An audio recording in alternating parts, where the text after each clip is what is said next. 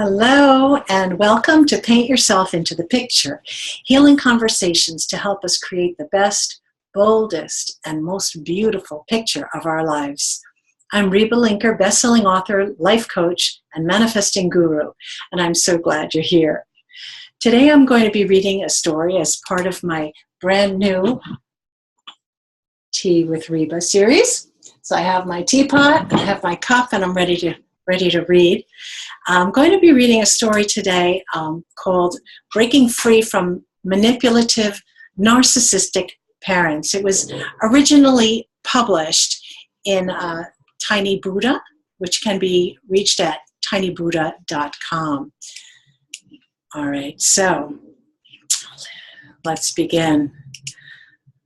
Authenticity, it starts, every Tiny Buddha post starts with a quote. So mine was from Brene Brown. Authenticity is the daily practice of letting go who we think we're supposed to be and embracing who we are. And that's the quote I chose to start the post. So here we go. I happened to catch the last scene of the movie Moonstruck on TV a few nights ago. The scene marks the happy resolution of various plot threads. And yet I felt as if I was witnessing the sinking of the Titanic. It was like watching a demonstration of what I have come to understand as the two ways of being in this world: dominating versus accepting, narcissism or bullying versus kindness. Having come from a narcissistic family myself, I felt as if the movie was peering straight into my soul. In the movie, Loretta Castorini is engaged to Johnny Camerari, an aging mama's boy who never married out of consideration for his ailing mother in Sicily. In this scene, he bursts in, announcing that he can't marry Loretta because it would kill his mother, and asks for his engagement ring back. In the next moment, Johnny's brother, Ronnie, promptly proposes to Loretta, borrowing Johnny's ring to seal the deal. The movie centers on Ronnie and Loretta, yet seeing the last scene isolated from the rest of the movie drew me to Johnny's experience. There he was, controlled by his mother long distance from Sicily, giving up his marriage in deference to his mother's script about who he needed to be in order to support her needs. The confusion on Johnny's face as his brother claims the prize of Loretta's hand in marriage is heartbreaking. Johnny isn't quite sure what is happening, and yet he dare not question his mother's love, nor break free of his supporting role in his mother's drama. His life has been spent, and unless he wakes up, will continue to be spent in service to her at great cost to him. I see myself in Johnny. I was well into middle age before I was able to break free of my father's domination of my life. And I suspect that, like me, many people delay the beginning of their own lives out of misplaced fealty to the stories their parents scripted for them.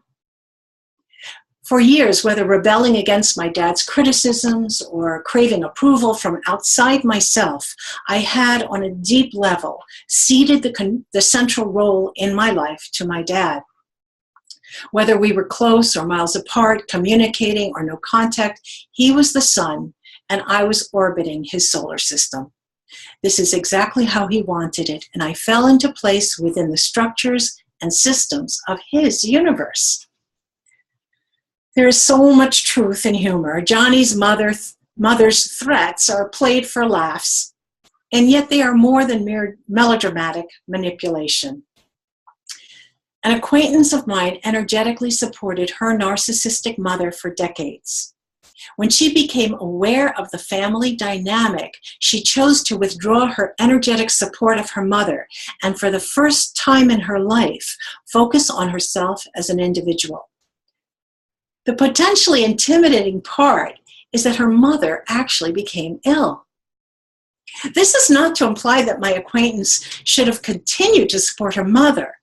It is simply to say that the energetic connection is real, and removing it, as necessary as it may be, is like removing a crutch someone has grown dependent upon. It sparks enormous upheaval and rebalancing for both parties, and yet it must be done in order to achieve greater health and freedom on both sides. The saddest part for children of narcissistic parents, and also for partners of narcissists, is losing confidence in our own authentic feelings, hopes, and dreams. The narcissist's insistence upon pretense and the demand to suppress authentic experience can be very painful. The younger brother, Ronnie, was lucky to have been the black sheep of the family. At least he was distanced from his mother's demands. Nonetheless, he too was damaged.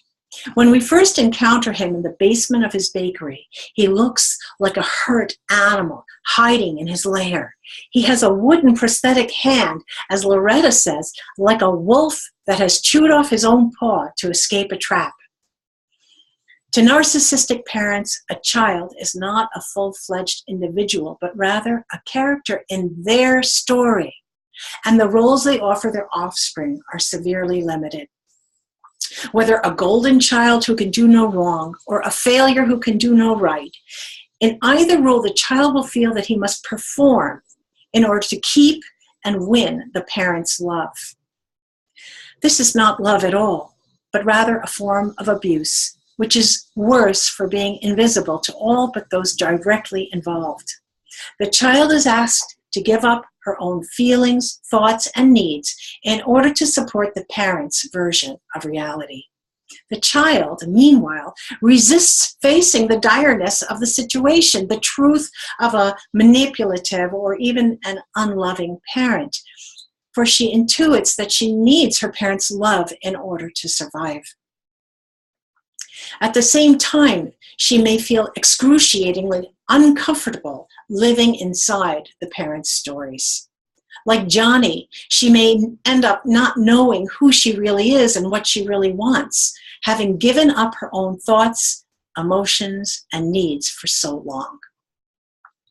In the movie, neither brother escapes unscathed. Johnny, the golden child, was hobbled, tied to his mother's apron strings, and Ronnie, the black sheep, was also wounded and cut off from the rest of humanity. Like so many rebels among us, Johnny finds solace in the arts, in his case, opera. As a child, my passion for dance sustained me. It was an outlet for self-expression and an opening for the magic I needed in order to survive. Funny to speak of all this in the context of a romantic comedy, yet perhaps the power of the story stems from its basis in profound truth. At the end of the final scene, Johnny sits alone as the family excitedly gathers to toast the new couple. He looks stunned, isolated, and lost amid the celebration. Then, the grandfather approaches Johnny and extends a glass of champagne, offering the last line in the movie. "You're part of the family." And with that, Johnny is embraced in the warmth of the family, and I burst into tears. How different is this warm embrace compared to the demands of the narcissistic parent?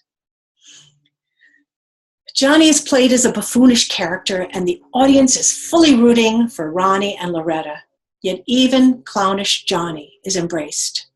This is love. This is real acceptance.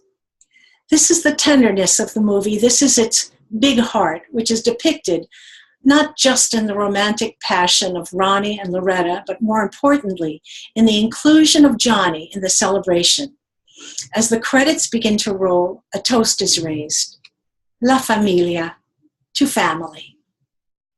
This is the archetypical image of the loving family, and yet many of us did not experience that. And many of us hide a secret shame that our families aren't like that. I know that I was deeply ashamed for a long time that my story wasn't pretty like that, until one day I realized that it was not my fault. On the day I accepted my family as it was, and I realized that I wasn't responsible, and I rejected the stories they told, on that day, I reclaimed my right to my truth about what happened, what I felt, what I thought, and what I experienced. Reclaiming our stories, our truth, is how we take our power back. If any of this speaks to you, go watch Moonstruck. Johnny hasn't woken up yet from the spell his mother cast over him. Ronnie, with the help of Loretta's love, breaks out of his hurt isolation and reclaims his life. Wake up and face your truth. Sometimes facing the ugliness is the route we must take in order to reclaim our beauty and power. I'm so glad you've stayed with me this far to listen to the story about Moonstruck and narcissistic parents. If you like what you're seeing and hearing, you can stay in touch at rebalinker.com or join my Facebook group at Leaders in Self-Love on Facebook. Remember to paint yourself into the picture, for this is how we heal.